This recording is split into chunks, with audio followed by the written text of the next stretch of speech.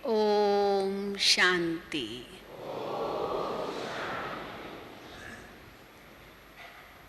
आप सभी मधुबन बाबा के घर में आए हो।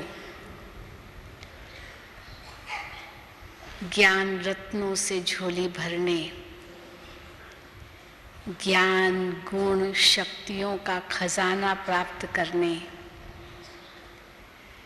जिसके लिए साकार में बाबा कहा करते थे, बच्चे बादल बन के आते हैं और मधुबन में आकर के भर जाते हैं और फिर बाहर जाकर बरसते हैं।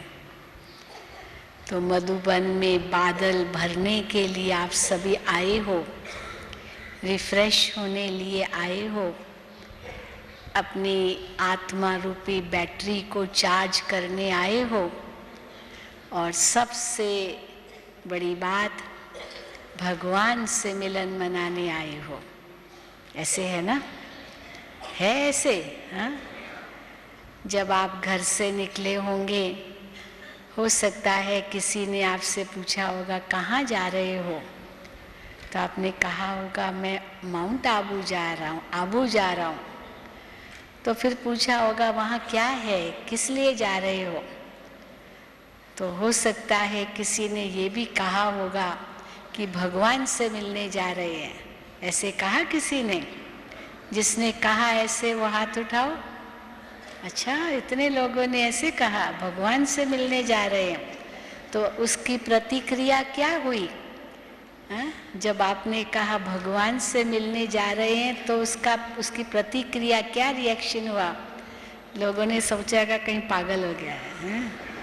ऐसे भी सोचा होगा ना, इसको क्या हो गया, ये क्या बोल रहा है? भगवान से मिलने कब जाना होता है? जब मर जाते हैं। मरते हैं तो कहते भगवान के पास गया। तो पर ये तो सचमुच जीते जी मरने की बात है ना। जब तक हम जीते जी नहीं मरे हैं तब तक भगवान का भी अनुभव नहीं कर सकते हैं। वैसे भी कहा जाता है कि बिना मरे स्वर्ग नहीं मिलता। तो ये जीते जी मरने की बात है, जिसमें हम देह अभिमान से मरते हैं और देह अभिमान से मरकर भगवान की दुनिया में जीते हैं, भगवान को अपना सब कुछ सौंप देते हैं। तो अभी हमारे पूर्व वक्ता उषा बहन ने आपको दृढ़ता के ऊपर बहुत सुंदर बातें सुनाई। पर हो सकता है किसी ने सोचा होगा भाई लगता तो बड़ा मुश्किल है, सदा ऐसे दृढ़ता लाएं तब सफलता मिले, ये तो मुश्किल है। कई समझते हैं कि इसमें तो बड़ी मेहनत है, परंतु बाबा जब देखते हैं बच्चे बहुत मेहनत करते हैं, बहुत ज़्यादा पुरुषार्थ करते हैं, बहुत इसमें समय श्वास शक्ति लगाते हैं, लेकिन कभी कभी सफलता नहीं भी मिलती है, तो कई बच्चे निराश हो जाते हैं। तो फिर बाबा कहते हैं कि बच्चे निराश होने की ज़रूरत नहीं है। तो मुझे आज उसके विपरीत टॉपिक मिला है इस समय कि बोझ और बंधन सब बाबा को देकर डबल लाइट हो जाओ। तो ये डबल लाइट स्टेज जिसमें बाबा को बोझ और बंधन सब दे दें, ये कैसे संभव हो? बाबा कई बार माताओं को देखते हैं, कहते हैं कि माताएं कहती हैं हम कैसे करें, हम तो इतने पढ़े लिखे नहीं हैं। जो पढ़े लिखे होते हैं उनके पास तो बहुत दुनिया का ज्ञान है, वो दूसरों को भी बहुत अच्छा सुना सकते हैं, समझा सकते हैं। हम तो इतने पढ़े हुए नहीं हैं, हम कैसे दूसरों को सुनाएं, समझाएं? तो बाबा कहते कोई बात नहीं, बस बाबा बाबा कहते रहो, बाबा बाबा कहो और पार हो जाएंगे। बहुत ज़्यादा विद्वता भी ज़रूरत नहीं है। हमारे ज्ञान मार्ग में बाबा तो और ही कहते हैं जो कुछ पढ़ा है वो सब कुछ भूल जाना है, क्योंकि अगर पढ़ा हुआ वही सोचते रहेंगे तो अभिमान आ सकता है, मैंने तो बहुत कुछ पढ़ाई की है, मैं तो बहुत कुछ जानता हूँ। फिर तर्क वितर्क में भी चले जा सकते हैं, लेकिन बाबा को तो भोले भाले बच्चे बड़े प्यारे लगते हैं, क्योंकि वही बाबा पर कुर्बान जाते हैं, बलिहार जाते हैं, और वही डबल लाइट बन जाते हैं। बाबा ने मिसाल देते हैं, एक कहानी है कि एक माता थी, वो रोज़ नदी पार करती थी और सत्संग में आती थी। तो महात्मा जी जो सत्संग कराते थे, वो उसने एक बार कह दिया, बस राम राम कहो और नदी पार हो जाओगे, राम राम कहने से नदी पार हो जाएंगे। तो बड़ी भावना बैठ गई, तो सचमुच वो राम राम राम राम कहती थी, नदी पार हो जाती थी, एकदम नदी पार हो जाती। नदी उसके आगे जैसे रास्ता दे देती थी और वो पार हो जाती थी। तो एक बार उसने न्योता दिया उस पंडित को, विद्वान को, कि आप मेरे घर चलिए भोजन के लिए। तो जब वो नदी के किनारे आया, कहा नाव कहाँ है? तो कहा नाव तो ज़रूरत ही नहीं, बस आपने ही तो कहा राम राम कहो तो नदी पार हो जाएंगे। तो मैं तो बस राम राम कहती हूँ, नदी पार हो जाती हूँ। तो वो जो विद्वान था वो तो कहता था केवल, लेकिन धारणा तो इतनी पक्की नहीं थी, निश्चय तो इतना नहीं था। तो वो बेचारा डर डर के अभी क्या कहे, तो नदी के पास आया, परंतु वो आगे तो बढ़ ही नहीं सका। वो तो राम राम कहते पार हो गया और वो वहीं का वहीं खड़ा हो गया, क्योंकि नाव नहीं थी। तो हम देखते हैं बाबा के भोले भाले बच्चे वो कितने डबल लाइट रहते हैं, क्योंकि वो सब अपना बोझ बाबा को दे देते हैं। पिछली मुरली में भी बाबा ने यही कहा, बच्चे अपना बोझ दे दो ना, दे दो ना, क्यों ये बोझ अपने ऊपर उठा के घूम रहे हो? हम कौन सा बोझ अपने ऊपर उठा के घूमते हैं? जो बाबा कहते हैं मैं और मेरा, ये मैं और मेरा एक बहुत बड़ा बोझ है। एक तो सारा दिन सुबह से लेकर रात्रि तक मैं अभिमान के वश हम जो कुछ भी कहते हैं, ये अपने ऊपर जैसे बोझ लाद रहे हैं, क्योंकि मैं ऐसा हूँ, मैं ऐसा हूँ, मैं ऐसा हूँ। फिर किसी ने कुछ कह दिया तो बस गुस्सा आ जाता है, नाराज़ हो जाते हैं, दुखी हो जाते हैं, दुख उठा लेते हैं किसी न किसी का। तो वो बोझ हो जाता है, एक बंधन हो जाता है। उसके बाद फिर व्यर्थ संकल्प चलते, इसने मुझे ऐसे क्यों कहा, ये क्या समझता है, इसने मुझे ठीक समझा नहीं है, मैं भी कोई कम हूँ क्या? इतने सारे विचार चलने लगते हैं और खुशी खत्म हो जाती है। इसका कारण क्या है? अपमान क्यों महसूस हुआ? क्योंकि अभिमान था। जहाँ अभिमान होता है वहाँ अपमान महसूस होता है। इसीलिए बाबा कहते हैं अभिमान की बजाय स्वमान में रहो। अपने टाइटल्स को याद करो, अपने जो वरदान बाबा से मिले उनको याद करो, और भगवान को मैंने पाया है, भगवान को मैं जानता हूँ, ये खुशी से बढ़कर और कोई प्राप्ति है ही नहीं। बाबा कई बार माताओं के लिए भी कहते हैं, भले उनके पास कुछ भी नहीं है, लेकिन एक विशेषता उनके पास है कि उन्होंने भगवान को पहचाना। हाँ माताएं, भगवान को पहचान लिया है ना, पहचान लिया है ना। वो साधारण रूप में भगवान कैसे आते हैं वो भी पहचान लिया है। जिसको ये आँख नहीं देख सकती, लेकिन दिल पहचान लेती है कि आखिर मेरा सच्चा पिता आ गया है। और फिर जब बाबा को पहचान लेते हैं तो बाबा आपको अपना सारा बोझ दे देते हैं। कैसे देते हैं? मैंपन को खत्म करते हैं। बाबा कई बार कहते हैं कि बोझ देने के लिए सबसे अच्छा तरीका है इस मैंपन को खत्म करना। मैं अगर आदत भी है मैं कहने की, तो उसके लिए युक्ति है मैं आत्मा। भले कहो मैं, लेकिन मैं आत्मा। और जैसे ही कहा मैं आत्मा, तो आत्मा तो कितनी हल्की है। आत्मा तो एक सेकंड में उड़ सकती है। बाबा कई बार कहते हैं यहाँ से आत्मा निकली, अमेरिका में उसको जाना है, तो अमेरिका में जाने लिए कितनी देर लगेगी आत्मा को? कोई शरीर छोड़ता है और जाकर अमेरिका में जन्म लेता है, तो आत्मा को वहाँ पहुँचने में कितनी देर लगती है? 1 सेकंड लगता है। आत्मा को मन बुद्धि से परम धाम पहुंचने में भी 1 सेकंड लगता है। आज भी बाबा ने मुरली में कहा, दूरांदेशी बुद्धि और विशाल बुद्धि बाबा ने हमारी बनाई है। तो दूरांदेशी बुद्धि माना 1 सेकंड में बुद्धि द्वारा, बुद्धि के विमान द्वारा हम परम धाम पहुंच जाते हैं। तीनों लोकों की सैर करके आ सकते हैं, लेकिन ये आत्मा ही कर सकती है, शरीर नहीं कर सकता। शरीर के द्वारा हमने ऐसे नहीं यात्रा कर सकते हैं।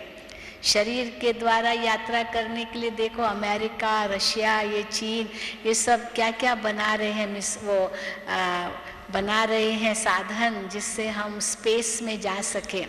लेकिन बाबा कहते वो भी देखो टूट जाते हैं, खराब हो जाते हैं। डर कितना लगता है कि कहीं मर न जाएं, कहीं वो सफल न हो। और यहाँ तो बाबा मन बुद्धि के विमान द्वारा 1 सेकंड में उड़ा देते हैं परम धाम में। 1 सेकंड में पहुँच जाओ परम धाम में। ये आत्मा की ये उड़ान है।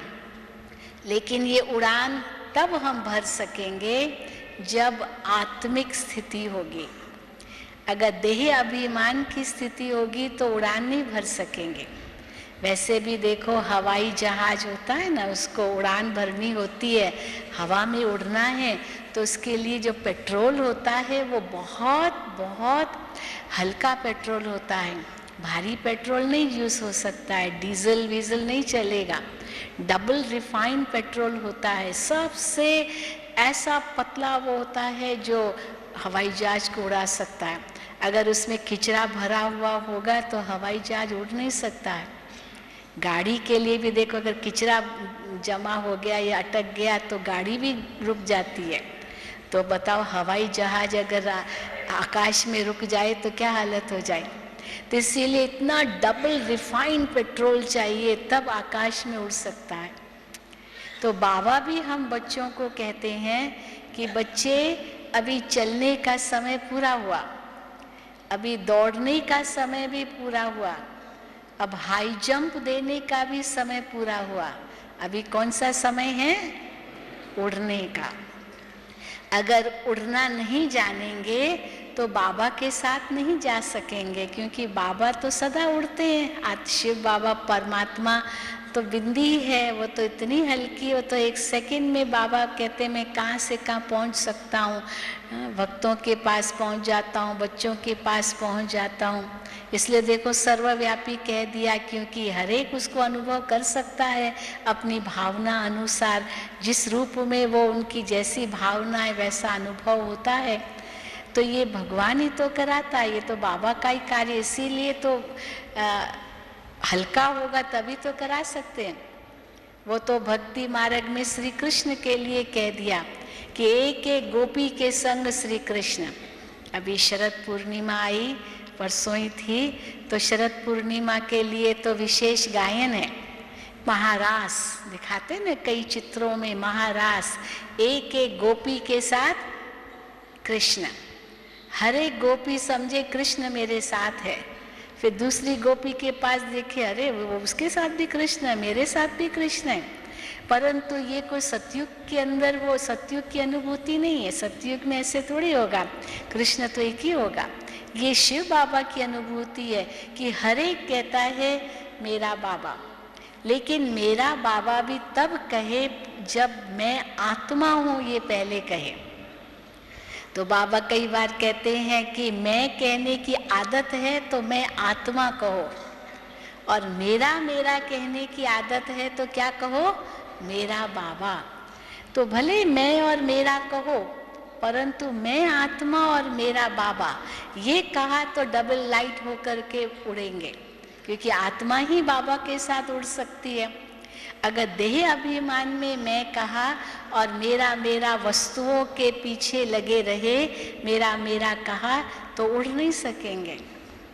जैसे बाबा मिसाल देते हैं, पक्षी का मिसाल देते हैं कि पक्षी ने टहनी को पकड़ के रखा जोर से, अपने पंजों से जोर से पकड़ के रखा है टहनी को, और देख रहा है दूसरे पंछी तो उड़ रहे हैं।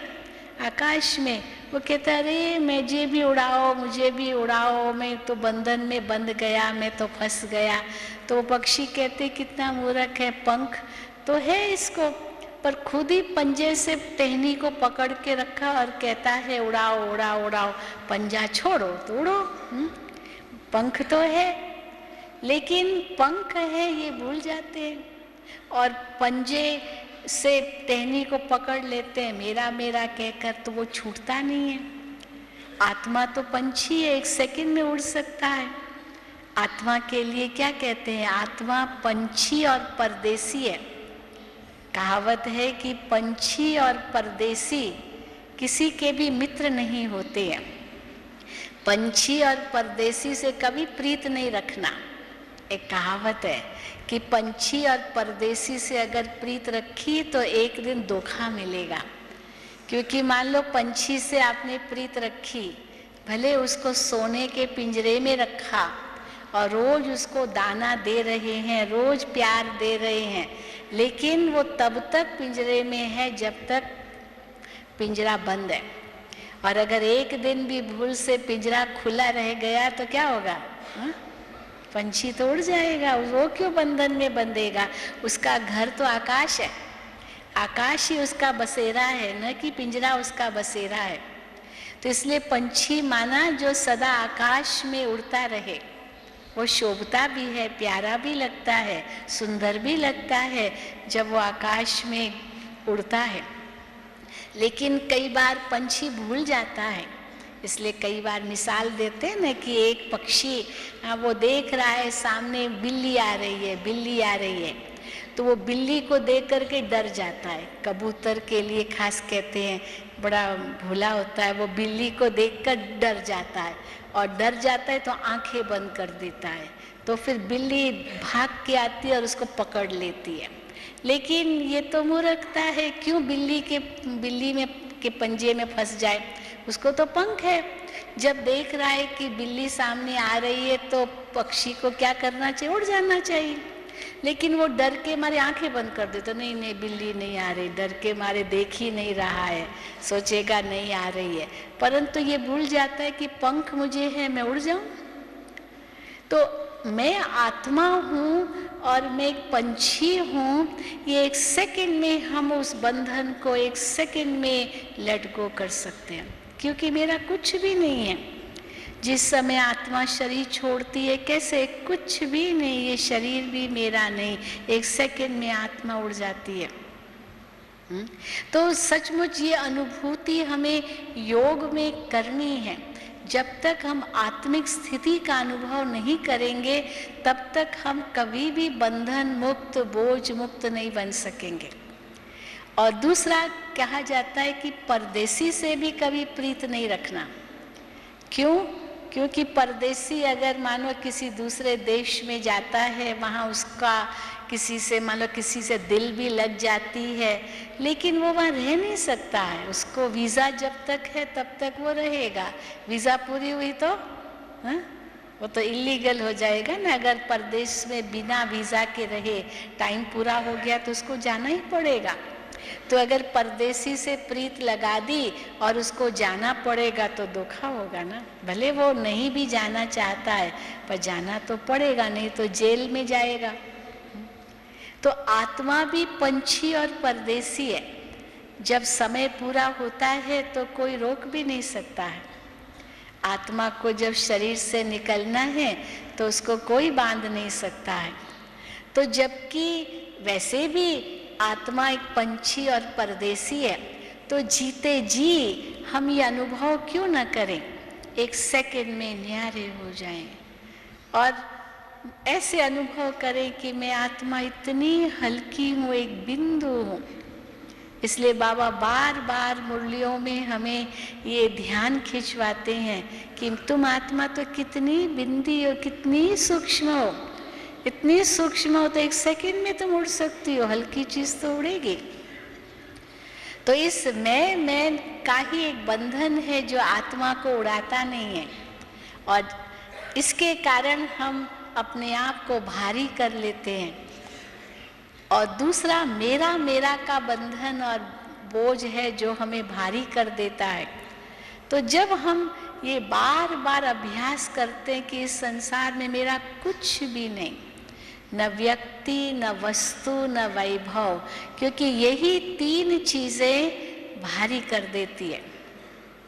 अंत के समय अगर कोई व्यक्ति भारी होता है शरीर छोड़ते समय, इसका कारण है या तो व्यक्ति याद है, या तो वस्तु याद है, या तो कोई वैभव याद है। अधिकतर ये देखा जाता है व्यक्ति, वस्तु, वैभव, ये तीन चीजें मन में सताती है, इसलिए आत्मा सहज शरीर नहीं छोड़ पाती है कई बार।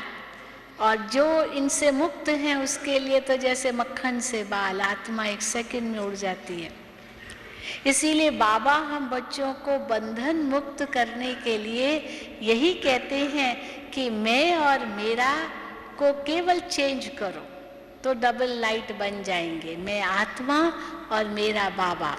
इसलिए बाबा भी हर मुरली में, पिछली मुरली में भी बाबा ने याद कराया, 3 बिंदी याद करो। ये 3 बिंदी हमें डबल लाइट बना देगी।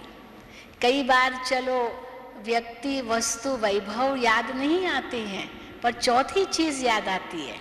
पता है कौन सी चीज? घटनाएं।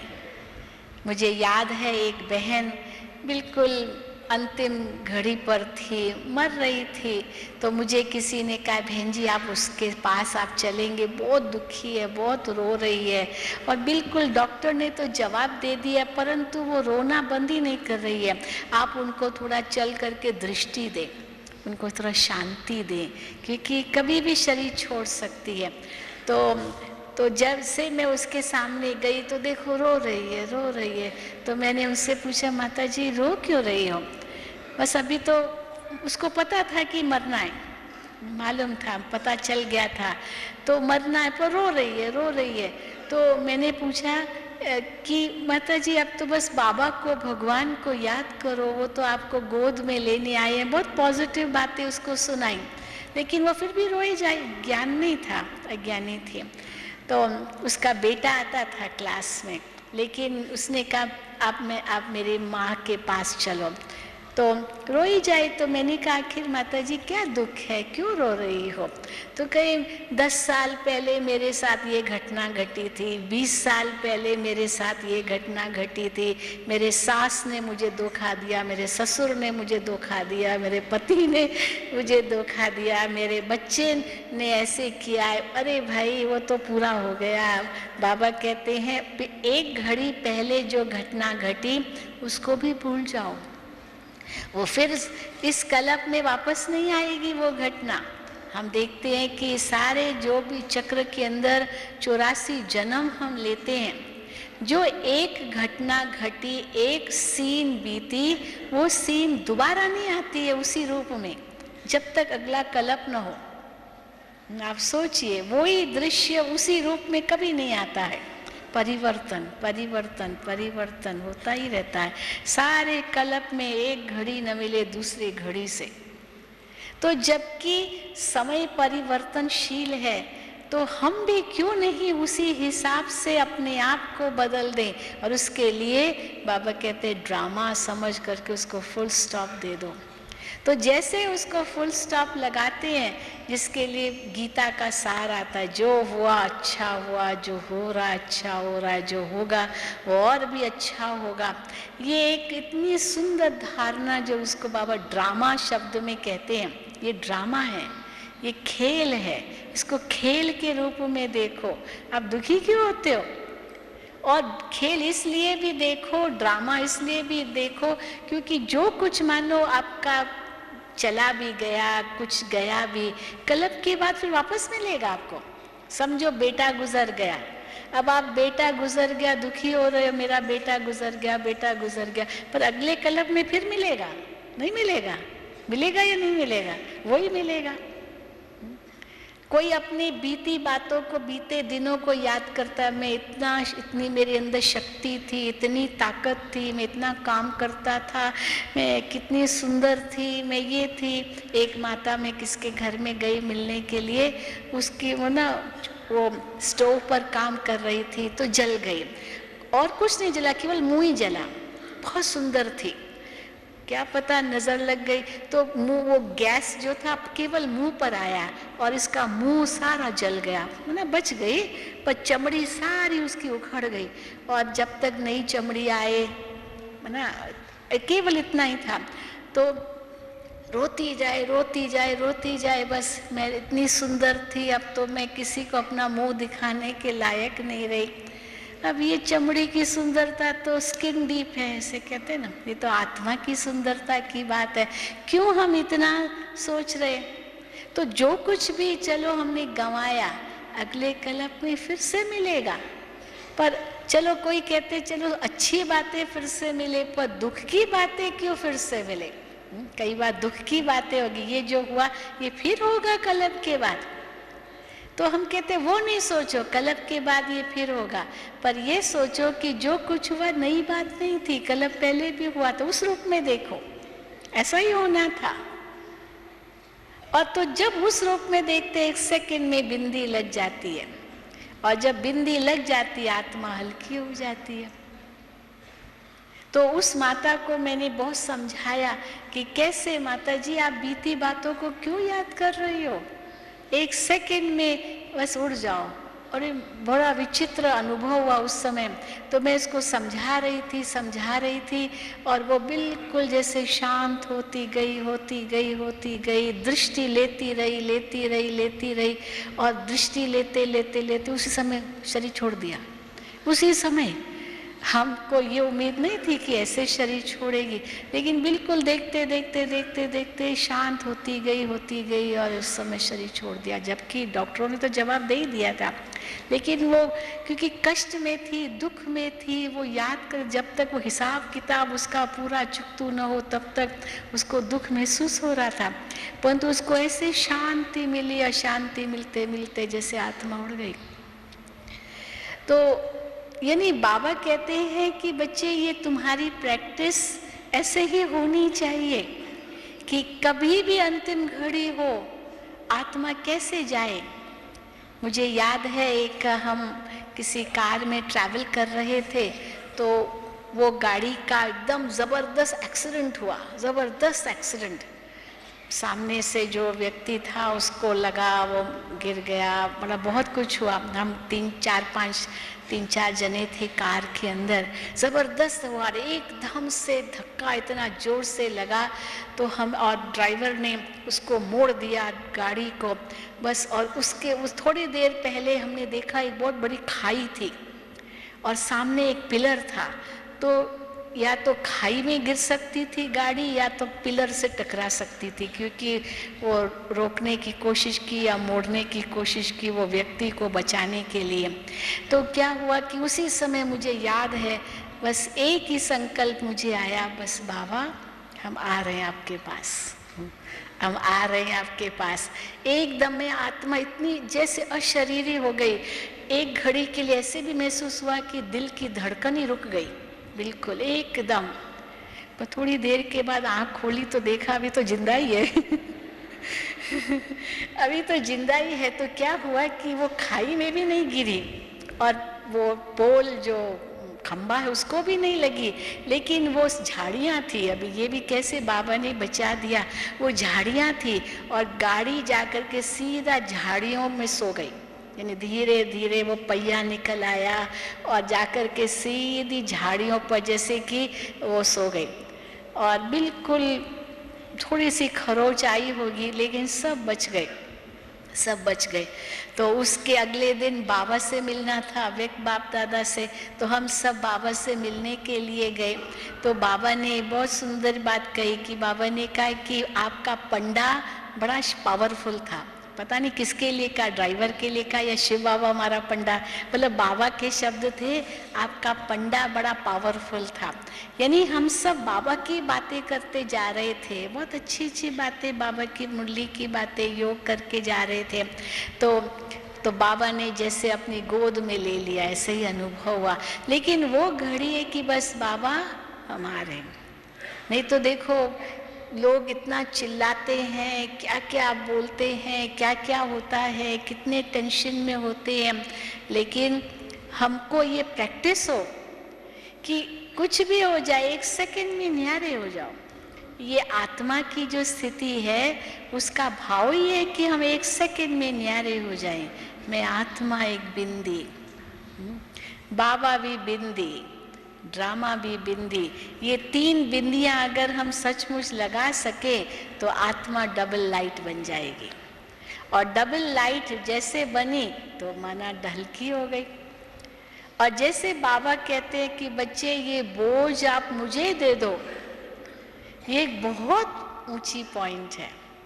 भगवान को हम बोझ दे सकते हैं, देना आता है, लेकिन अधिकतर हम अपना बोझ खुद ही उठाने की कोशिश करते हैं। एक मिसाल देते हैं ना कि एक व्यक्ति ट्रेन में चढ़ा तो उसके अपना सारा जो लगेज है वो लेकर के चढ़ा, तो सिर पर लगेज था और हाथ में थैले थे, सिर पर सूटकेस था और बैठ गया। तो जैसे ही वो ट्रेन में बैठा तो सूटकेस सिर पर ही रखा। तो उसको किसने कहा कि अरे भाई सिर पर क्यों सूटकेस रख रहे हो, नीचे रखो ना, सीट के नीचे रखो ना, सिर पर तो ही रखना होता है, आराम से बैठो, अभी तो ट्रेन चलेगी। और तो उसने कहा नहीं नहीं, हमने जो टिकट लिए वो तो अपने लिए ना, अपने लगेज के थोड़ी लिए, तो लगेज तो मुझे उठाना है ना।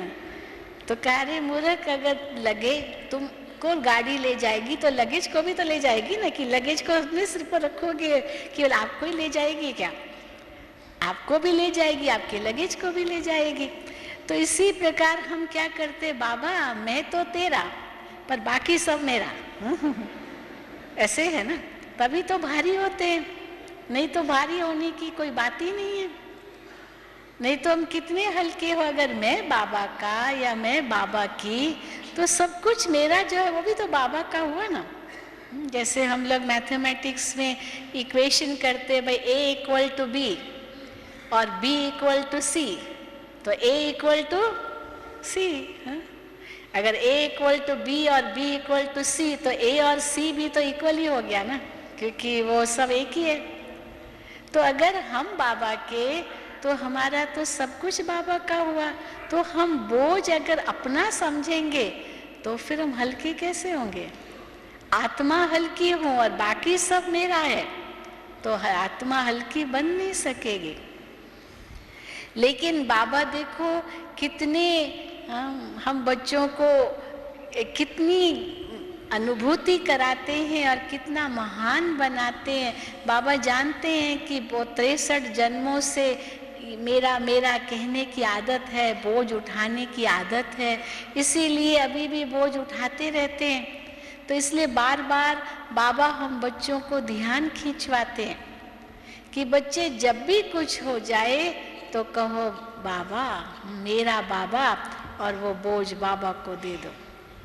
उस दिन भी दादी गुलजार बहुत अच्छी बात सुना रही थी। बाबा ने शायद मुरली में ही कहा था कि कोई चीज़ कोई किसी को देता है और वो नहीं अच्छा लगता है, बस बच्चा क्या करता है, माँ के पास लगता है, माँ, हाँ वो समझता है कि माँ की गोद में चला जाऊँगा, माँ को पकड़ लूँगा तो वो चीज़ छूट जाएगी।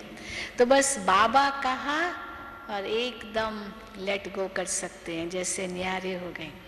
मैं और मेरा बाबा, मैं आत्मा मेरा बाबा, ये डबल लाइट स्थिति बनने के लिए बहुत सहज विधि है। उसी समय बाबा रक्षक बन जाएगा। अगर शरीर भी छूट जाए, मान लो कई कहते हैं कि बाबा रक्षक है तो शरीर कैसे छूटा, पर बाबा कई बार कहते हैं कि अगर शरीर भी छूट जाए इसमें भी कल्याण है, दूसरा पार्ट इनसे भी ऊंचा होगा। क्या पता, हमें तो ऐसे लगता है कि शरीर छूटा, क्या बाबा ने रक्षा नहीं की, लेकिन इनसे और ऊंचा पार्ट मिल सकता है, तो उसमें तो और कल्याण है। तो क्या हम जो वो सामने दृश्य देखते हैं हम समझते ये तो कल्याण नहीं हुआ, ये तो अकल्याण हो गया। हाँ, बाबा के बनी और ऐसे अकल्याण हुआ, लेकिन बाबा कहते उसमें भी कल्याण छिपा हुआ जो उस समय हमें पता नहीं चलता है, लेकिन बाद में पता चलता है कि उसमें कितना कल्याण छिपा हुआ था।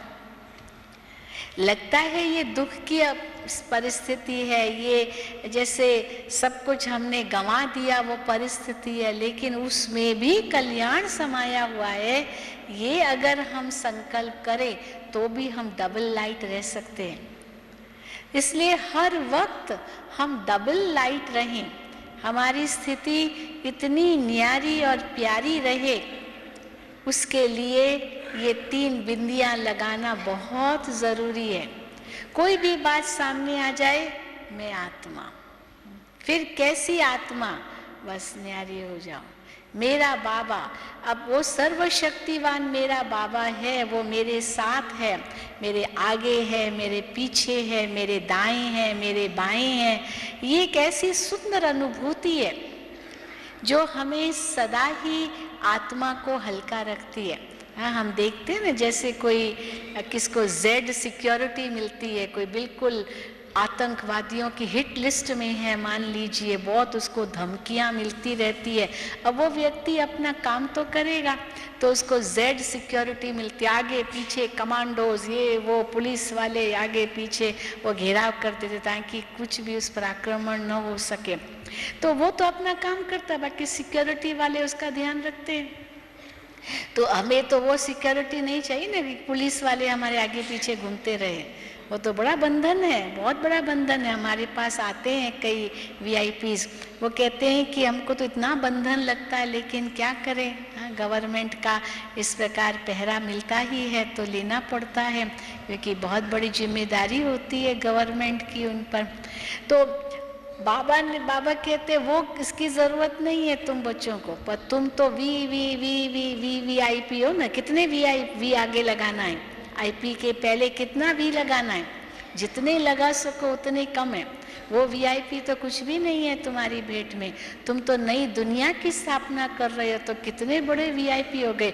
वो तो केवल एक राज्य को चलाते हैं, चलो एक देश को चलाते हैं, लेकिन यहाँ तो नई दुनिया हम रच रहे हैं।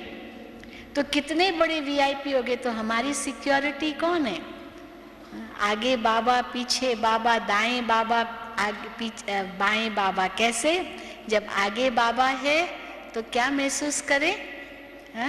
क्या महसूस करें? बाबा मेरे आगे, तो बस बाबा को ही देख रहे हैं और किसी को नहीं देख रहे हैं।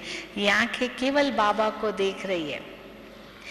पीछे बाबा माना बाबा हमारा गार्ड है, आगे बाबा है माना बाबा मेरा गाइड है। तो गाइड भी वही है, गार्ड भी वही है, दाएं बाएं भी वही है, माना साथी भी वही है, तो कंबाइंड भी है, तो कंपेनियन भी है। तो सब कुछ उस रूप में हम बाबा को देखते हैं तो हल्के रहते हैं। और ड्रामा साथ है, कल्याणकारी है, तो भारी स्थिति की तो बात ही नहीं है, बोझ की तो बात ही नहीं है। हम दादी जी को देखते थे, कितनी हल्की रहती थी, अंत तक भी जैसे बाबा ने उसको जैसे ऐसे इतना हल्का रखा जो बात नहीं पूछो। मीडिया वाले दादी जी के पास आते थे और दादी जी से पूछते थे कि दादी जी आप इतनी बड़ी संस्था को चलाती हो, कितने सेवा केंद्र हैं, कितने समर्पित भाई बहने हैं, कितने लाखों भाई बहनें आते हैं, कितनी आपके सामने बातें आती होंगी। आज एक परिवार में 2-4 बच्चे होते तो भी कितनी समस्याएं होती है। 2-4 दुकान होते हैं, 2-4 मकान होते हैं, 2-4 ज़मीन होती है, कितने झंझट होते हैं। और आपकी इतनी बड़ी संस्था, आपको कोई टेंशन नहीं है? दादी कहती मैं क्यों टेंशन लूँ, मेरा थोड़ी, तो सब बाबा का है, मेरा तो कुछ है ही नहीं, मेरा थोड़ी है कुछ, ये तो सब बाबा करता है, मैं तो केवल निमित्त हूँ, वही मुझे चला रहा है, जैसे चला रहा है वही कर रहा है, मैं तो कुछ नहीं हूँ। फिर यहाँ तक लोग दादी जी से पूछते थे कि दादी जी आपकी तो काफ़ी उम्र हो गई है, आपके बाद कौन? वैसे कई संस्थाओं में जो गुरु होते हैं ना, तो वो गुरु लोग अपने पीछे वो कर देते हैं, भाई मेरे बाद ये, जैसे सब कुछ, ताकि नहीं तो बहुत झगड़ा होता है कौन गद्दी पर बैठेगा। तो पहले से ही वो नियुक्त करते हैं कि कभी भी कुछ हो जाए ये मेरे बाद ये होगा, ताकि झगड़ा न हो। अधिकतर 3 चीज़ों पर झगड़ा होता है जो संस्था में फूट पड़ जाती है। 3 चीज़ों के कारण, या तो पैसे के कारण संस्था में फूट पड़ती है, या तो गद्दी के कारण संस्था में फूट पड़ती है, या तो चरित्रहीनता के कारण संस्था में फूट पड़ती है। ये 3 कारणों से किसी भी संस्था में फूट पड़ती है।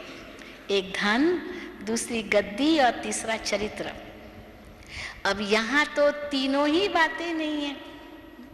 धन की तो बात ही नहीं है, क्योंकि ये तो सब ट्रस्ट है, ये तो सब मानो किसी व्यक्तिगत नाम पर तो कुछ है ही नहीं। ये तो बाबा का ही कार्य है, सब बाबा के नाम पर ही है। और गद्दी पर भी कोई झगड़ा नहीं है, क्योंकि शिव बाबा ही तो अपॉइंट करेगा कि किसको आगे करना है। ब्रह्मा बाबा कोई खुद नहीं था, नहीं तो इतनी उनकी उम्र थी, परंतु ये अव्यक्त बाप दादा ने आकर के दादी जी और दीदी जी को आगे किया, दादी जानकी को आगे किया। और अभी अव्यक्त बाप दादा ने ही दादी जानकी को कहा कि आप भारी तो नहीं हो रही, और बाबा ने जैसे दादी जानकी के सिर पर हाथ रखा। मानो भले कहने की ज़रूरत नहीं है, परंतु पता है ये कार्य किसी इंसान का तो नहीं चल रहा है, ये तो भगवान का कार्य चल रहा है। तो न गद्दी पर झगड़ा, न धन पर झगड़ा, न चरित्र पर कोई झगड़ा हो सकता है, कोई चरित्रहीनता की यहाँ बात है। हमारी दादियाँ तो बिल्कुल फरिश्ता स्वरूप है, केवल बाबा है, उनके मन बुद्धि रोम रोम में बाबा के सिवाय तो और कुछ है ही नहीं। तो इसीलिए इतनी हल्की दादी जी रहते थे, जो बात नहीं पूछो। एक बार किसी ने दादी जी से पूछा, दादी आपको रात को नींद आती है? तो बोला क्यों नहीं आएगी, मैं तो बस बिस्तर पर जाती हूँ, 1 सेकंड में बाबा की गोद में चली जाती हूँ और नींद आ जाती है। सचमुच हम देखते थे दादी जी को, हम सब दादी के सामने बैठे हैं और 1 सेकंड बस दादी लेटी और गई बाबा, माना एकदम न्यारी हो गई, हल्की हो गई, नींद आ जाती थी। हम लोग सोएंगे तो आधा घंटा तो नींद ही नहीं आएगी, कई बार होता है।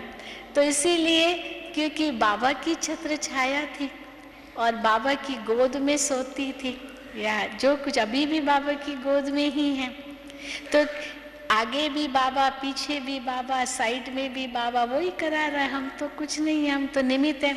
भले भक्ति मार्ग में देखो शास्त्रों में ये सब बातें लिखी है, लेकिन लोगों ने उसका उल्टा अर्थ ले लिया है।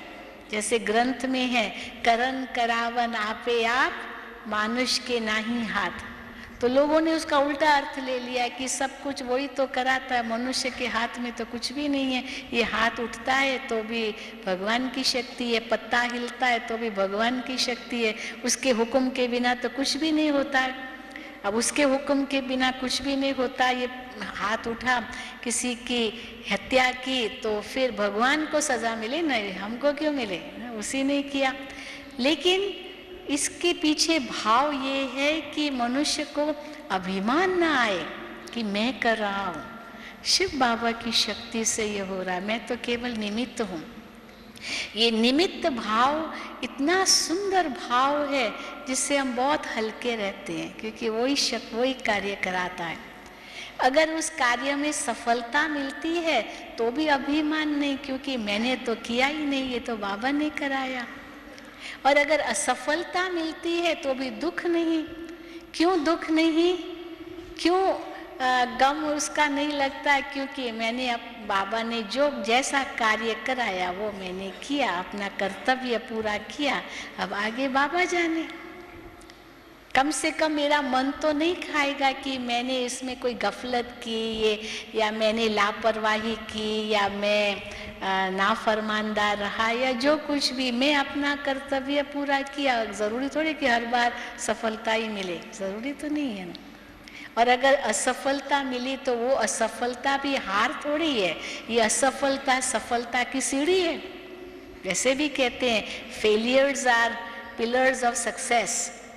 जो भी असफलता मिली भी वो सफलता की सीढ़ी है, वो अनुभव बढ़ाती है, हार नहीं है ये। इसीलिए हम अनुभवी होते जा रहे हैं। तो हर चीज में अगर हम उसमें को पॉजिटिव लेते हैं तो स्वाभाविक रूप से हम हल्के रह सकते हैं। और बाबा साथ है तो वो करन करावन हार है, मैं तो केवल निमित्त हूँ। कार्य किया, बाबा को सौंप दिया। भक्ति मार्ग में केवल गाते थे, अब सौंप दिया इस जीवन का भार तुम्हारे हाथों में। जीत तुम्हारे हाथ में, हार तुम्हारे हाथ में, तुमको जो चाहिए करो। या दूसरे शब्दों में गीत गाते हैं कि तेरे कांटों से भी प्यार, तेरे फूलों से भी प्यार, तू जो भी दे दे करतार। यानी हर चीज़ तुम्हारी हमें प्यारी है, चाहे कांटे दो चाहे फूल दो। लेकिन उसका भी उल्टा अर्थ वो ले लेते हैं कि दुख भी भगवान देता है, सुख भी भगवान देता है। तो दुख तो भगवान देता नहीं है, वो तो केवल सुख ही देता है, परंतु उल्टा अर्थ ले लिया। पर भाव ये है कि हम केवल निमित्त अपने आप को समझें। इसलिए गीता में इसका बहुत सुंदर वर्णन है। सच्चा कर्म योग किसको कहते हैं? कर्मणे वाधिकारस्ते मा फलेषु कदाचन। कर्म पर तुम्हारा पूर्ण अधिकार है, फल ईश्वर पर छोड़ दो, फल की चिंता मत करो। और वैसे भी फल के लिए क्या कहते हैं कि समय से पहले और भाग्य से ज्यादा तो कुछ मिलता ही नहीं है ना? समय से पहले और भाग्य से ज्यादा तो कुछ मिलेगा ही नहीं, जितना ही भाग्य का होगा। पर भाग्य का आधार तो कर्म है, पर वो समय से पहले तो नहीं मिलेगा। जो कुछ मिलेगा वो ही आपके लिए उतना ही आवश्यक है। इंग्लिश में बहुत सुंदर कहते हैं, you will get only what you deserve, not what you desire. आप इच्छाएं तो बहुत रख सकते हैं, ये भी मिले, ये भी मिले, ये भी मिले, ये भी मिले। मनुष्य न जाने कितनी इच्छाएं रखता है, कितनी महत्वाकांक्षाएं रखता है, पर मिलेगा उतना ही जितना मुझे आवश्यक है, जितना मैं उसको डिजर्व करता हूँ, मेरे योग्य है। इसीलिए बाबा हम बच्चों को हर बात में हल्का करते हैं। तो आप मधुबन में किस लिए आए हो? हल्का होने के लिए। वरदानों से तो झोली भर के ही जाएंगे बाबा से। परसों बाबा की मुरली चलेगी, उसमें आपको शुरू से लेकर अंत तक वरदान ही मिलेंगे। हर वाक्य में वरदान भरे हुए हैं, तो खूब झोली खुली रखना, वरदानों से अपनी झोली भरना, और वो वरदान अपने समझ करके उन वरदानों को एक सच्चा ट्रेजर, पूरा खजाना समझ करके अपने साथ रखना। कभी कुछ भी हो जाए याद रखना, ये बाबा का वरदान मुझे मिला है, ये खजाना है। वो खजानों को याद करते करते हल्के रहेंगे, खुशी में झूमते रहेंगे, नाचते रहेंगे। भले स्थूल नाचना नहीं है, कोई पैर ऊपर नहीं उठते हैं, पर खुशी से हम हल्के होते हैं। दुनिया में भी हम देखते हैं ना, कई व्यक्ति बहुत भारी होते हैं, लेकिन भारी होते हुए भी नाचते हैं। और कोई होते पतले दुबले तो भी नाच नहीं सकते हैं ना। दुबले पतले तो नाच सकते ना सहज, लेकिन वो नहीं नाच पाते हैं, परंतु मोटे मोटे नाचते रहते हैं। तो कोई शरीर से भारी होना ही भारीपन नहीं है, पर शरीर से पतला है तो भी भारी हो सकता है, वो नाच ही नहीं सकता है, क्योंकि मन भारी है, भले शरीर से पतला है। तो मन हमारा हल्का रहे, ये उसके लिए बाबा क्या कहते हैं, ये बोझ जो है वो बाबा को दे दो। वैसे शरीर के लिए भी कहते, कितना बोझ लेकर के घूमते हैं। कई बार घुटनों की बीमार तकलीफ होती है, क्योंकि बहुत मोटे होते हैं, शरीर बहुत मोटा होता है, तो घुटने उसको संभाल नहीं सकते हैं, तो घुटनों की तकलीफ हो जाती है। तो इतना बोझ हम लेकर के घूमते हैं। एक बार किसी ने कहा कि देखो, हम स्टेशन पर जाते हैं तो कूली को बुलाते हैं, भाई कूली हमारा सामान लेकर के चलता है, लेकिन ये जो शरीर का बोझ 50 किलो वजन ज़्यादा है, तो ये बोझ नहीं, हम कूली नहीं बन जाते हैं। तो जैसे वो भी कूली बन जाते, क्योंकि शरीर का बोझ बहुत लेकर के घूमते हैं, परंतु फिर भी वो हल्का रह सकता है। पर जो मन का बोझ लेकर के घूमता है, वो शरीर के बोझ से भी ज़्यादा भारी है ना, बिल्कुल भारी होगा। इतना दुबला पतला है, पर गुस्सा इतना है क्योंकि सारा खून उसका जल जाता है। इसी ने ठीक कहा है कि जो गुस्सा है ना, उससे तो मनुष्य का, वो कहते हैं गुस्से वाले के तो घर के मटके ही सूख जाते हैं, लेकिन घर के मटके तो बाद में सूखेंगे, पहले तो उसका अपना खून ही सूख जाता है। गुस्से वाला व्यक्ति जो होता है एकदम वो दुबला पतला भी होगा, क्योंकि खून ही नहीं है, अंदर ही सब जल जाता है। परंतु जो खुशी में रहता है, खुशी की खुराक खाता रहता है, तो उसका चेहरा भी चमकता है, शरीर भी उसका प्रफुल्लित रहता है। तो इसीलिए बाबा हम बच्चों को क्या कहते हैं, बच्चे मैं आया हूँ तुम्हारा बोझ लेने के लिए, मुझे दे दो। कैसे देंगे बाबा को बोझ? कोई स्थूल रूप में तो बोझ थोड़ी है जो भाई चलो कूली को दे दिया, हाँ लो तुम ये उठाओ, मैं चल रहा हूँ, तुम पीछे पीछे आओ उठाओ। परंतु ये मन की बात है कि मन से हम सहज हल्के हो जाए, लेट गो। इसमें भी कल्याण है, इसमें भी कोई राज है, इतना ही हिसाब किताब है। हिसाब किताब चुकतू हो गया, अरे एक सेकेंड में आत्मा हल्की हो गई, आत्मा डबल लाइट बन गई, बिंदु बन गई। मैं आत्मा बिंदु, बाबा बिंदु, ड्रामा बिंदु, और एकदम हल्के हो गए। न मैं, न मेरा, न तू, न तेरा, उन सब से आत्मा न्यारी हो गई। देखो जब झगड़ा होता है तो हिंदी में उसको क्या कहते हैं, तू मैं, तू मैं होता है, नहीं मैं, ये तू, ये मैं, तो इसी में ही झगड़ा होता है, मेरा और तेरा। परंतु इसका कारण ये है कि मैं और तुम अलग कर रहे हैं। इसलिए बाबा ने हमें बहुत सुंदर युक्ति बताई, न कुछ मेरा न कुछ तेरा, ये सब किसका? बाबा का। कई लोग कहते हैं ना, ये आपका कार्य कैसे चलता है, इतना बड़ा, इतनी बड़ी संस्था कैसे चलती है, कोई किसी को ऑर्डर तो कर ही नहीं रहा है। आप और संस्थाओं में जाओ, देखो ऑर्डर होता है, ये करो, वो मैनेजर होता है, वो सुपरवाइजर होता है, ये सब। यहाँ तो कुछ भी नहीं, सब चल रहा है, बड़ा अच्छी तरह से चल रहा है, बड़ा सुंदर मैनेजमेंट है। तो लोग हैरान होते हैं। तो हम कहते हैं ये क्यों होता है? क्योंकि मेरा तेरा कुछ है ही नहीं, सब बाबा का कार्य है। चाहे कोई झाड़ू लगा रहा है, कोई पोछा लगा रहा है, कोई बर्तन मांज रहा है, कोई खाना पका रहा है, कोई भाषण कर रहा है, ये भगवान का कार्य है, ये इंसान का कार्य ही नहीं है। हम जो कुछ भी कर रहे हैं बाबा के लिए कर रहे हैं, और बाबा कहते हैं ये बच्चों के लिए है। कई बार बाबा कहते हैं ना, मुरली में कहते हैं कि वो जो सिपाही लड़ते हैं वो राजा के लिए लड़ते हैं या सरकार के लिए लड़ते हैं, देश के लिए लड़ते हैं, पर यहाँ हम जो युद्ध करें वो माया से कर रहे हैं। अपनी कमजोरियां ही माया है, लेकिन उस पर हमें विजय प्राप्त करनी है और अपने राज्य को पाने के लिए हम कर रहे हैं। तो ये जब हमारी धारणा इतनी ऊंची है तो हमारा लक्ष्य भी बहुत ऊंचा है, लक्षण भी उतने ही ऊंचे हैं, हमारी सेवा भी बहुत ऊंची है, हमारी उसी अनुसार फिर व्यवस्था भी बहुत ही ऊंची है, और डबल लाइट भी है, क्योंकि हमारा तो कुछ है ही नहीं, ये तो बाबा का है। वो जाने, बाबा पर सौंप दिया, हम तो बच्चे बन गए। तो ऐसी डबल लाइट स्थिति हम सब बनाएं। हो सकती है ना? हो सकती है कि नहीं? हो सकती है ना? हाँ, तो बाबा को परसों आप बताना, बाबा देखो क्या मुरली में सुनाते हैं कि मेरे बच्चे कैसे डबल लाइट बन करके चल रहे हैं। तब उड़ती कला का अनुभव करेंगे और उड़ते उड़ते बाबा के साथ बाबा के घर जाएंगे। अच्छा, ओम शांति, ओम शांति, ओम शांति। अभी हम चलेंगे बाबा के पास और महसूस करें बिल्कुल डबल लाइट, एकदम आत्मा उड़ जाए अपने वतन में।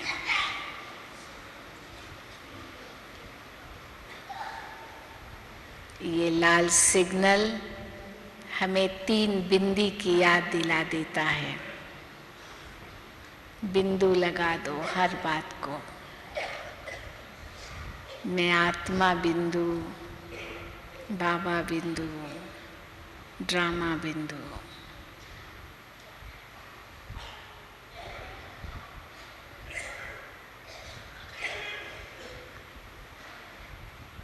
और ऐसे न्यारी बन जाओ